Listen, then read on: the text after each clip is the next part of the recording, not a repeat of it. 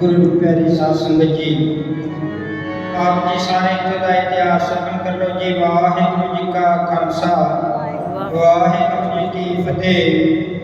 यह पावन स्थान गुरुद्वारा पंजवे प्यारे भाई साहिब सिंह जी का जन्म इसी ही पावन धरती बिदर शहर कर्नाटक का है जी। जदों 1699 की विसाखी वाले दिन खालसे पंथ की साजना धन धन साहिब श्री गुरु गोबिंद सिंह जी महाराज जी ने की।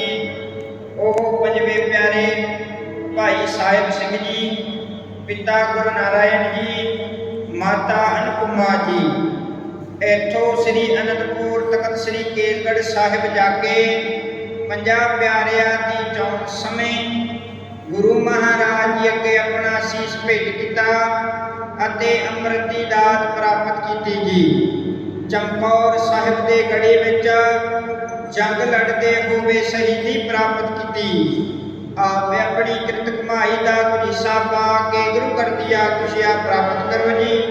ਆਪ ਸਾਰਿਆਂ ਦੀ ਯਾਤਰਾ ਸਫਲ ਹੋਵੇ, ਨਾਮਦਾਨ ਗੁਰਸਿੱਖੀ ਜੀਵਨ ਬਖਸ਼ੇ। ਸਾਰੇ ਮਤੇ ਬੁਲਾਓ।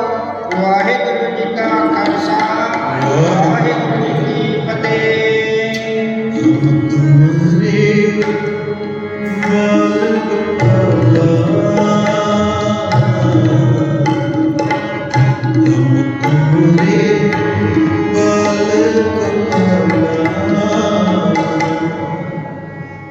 सुख दाते सतगुरु, सुख दाते सतगुरु,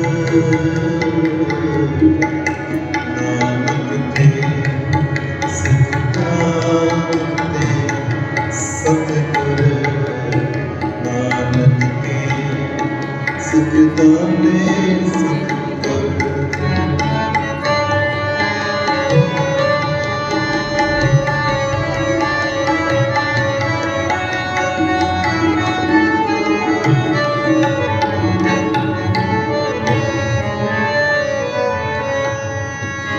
रख